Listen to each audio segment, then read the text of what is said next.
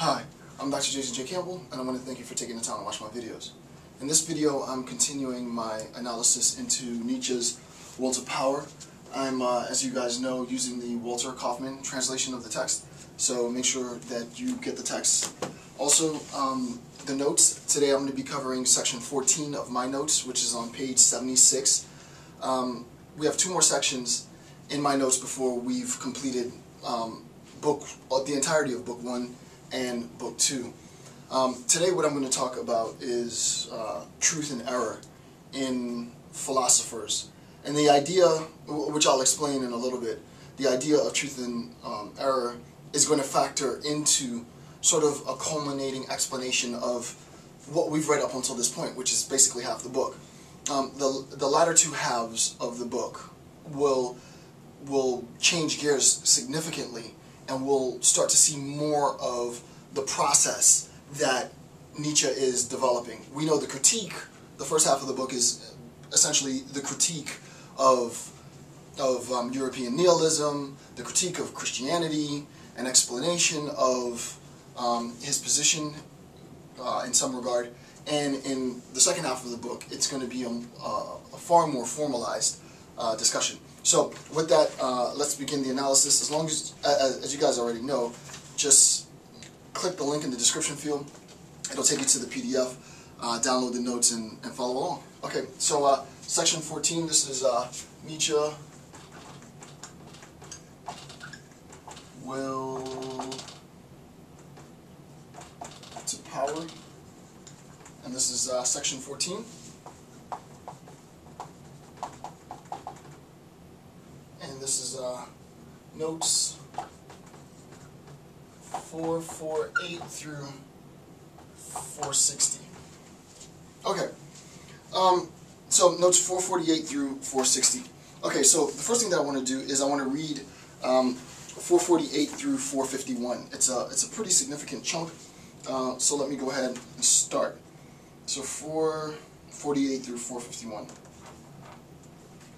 448 through 451. Okay. Your translation might be a little bit different, but as long as you follow along in the notes, you should be fine. So 448 through 451, I'm not going to, well, no, I'll probably demarcate it because the passages are small enough that I can do that. But I just put my marker. Okay, 448. Philosophy defined by Kant as a science of the limitations of reason, right? Philosophy defined by Kant as the science of limitation and reason. Okay, so the science of limitation, the science of the limitations of reason. So philosophy per Kant is defined in terms of the science of the limitations of reason. The attempt to talk about the limits of reason, right?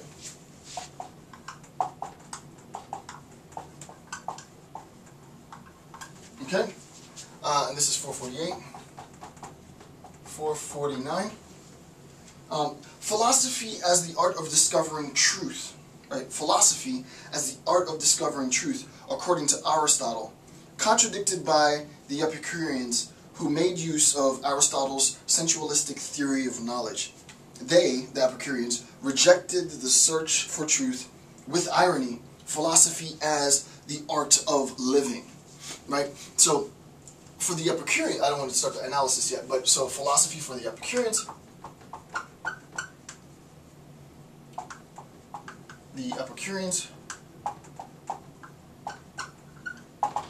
and he says that it is, philosophy is the art of living.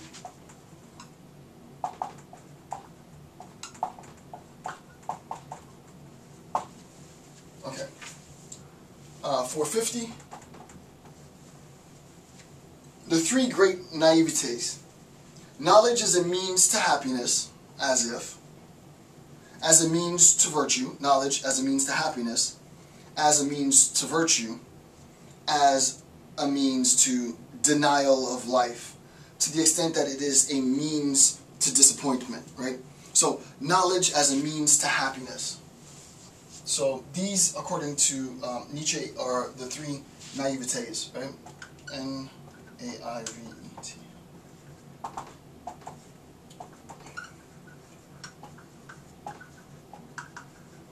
M-E-A. Knowledge is a means to happiness. Number 2 is knowledge as a means to virtue. And number 3 is knowledge as a means to the denial of life. Okay. Oh, one last one. 450, and then I'll start the analysis.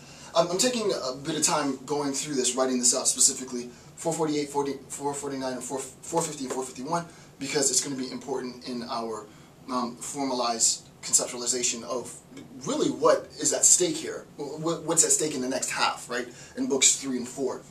And then finally, 451, there should be a truth which one could somehow approach, right?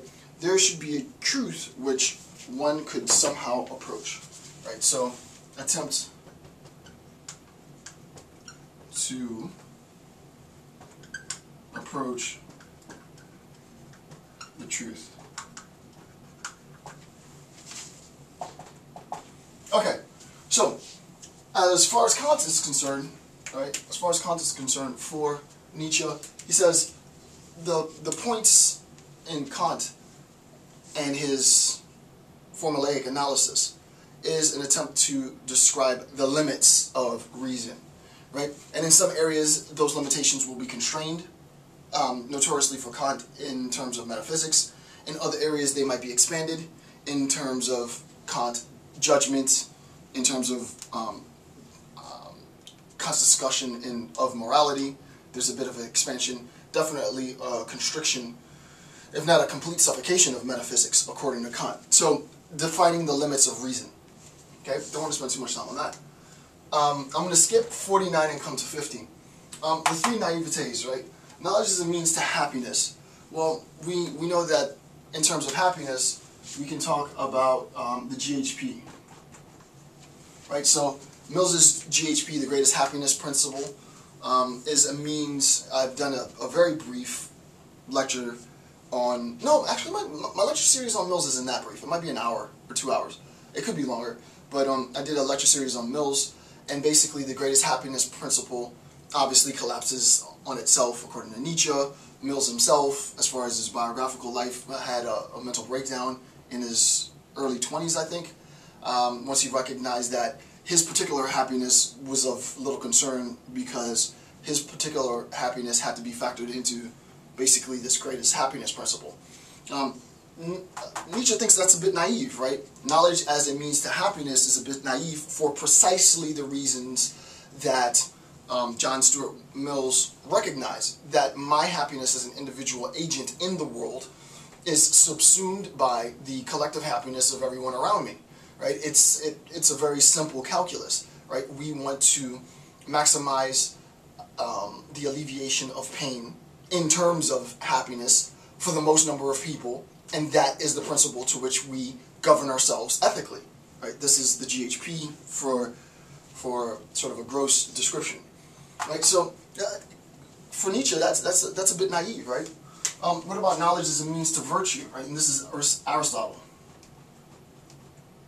A-R-I-S-T-O-T. Right? This becomes Aristotelian, right? Knowledge is a means to virtue. For Aristotle, the way in which we govern ourselves accordingly is a recognition of a virtue-based ethic, right? The individual acts in a way that is virtuous, and that recognition of virtuous, everyone knows, well, philosophers know, that really Aristotle was one of the first, if not the first, to formalize logic rigorously, right? Of course, we know that the pre-Socratics incorporated logic, but to be able to formalize and have a formulaic understanding of the nature of logical conceptual relationships, Aristotle basically began the discussion.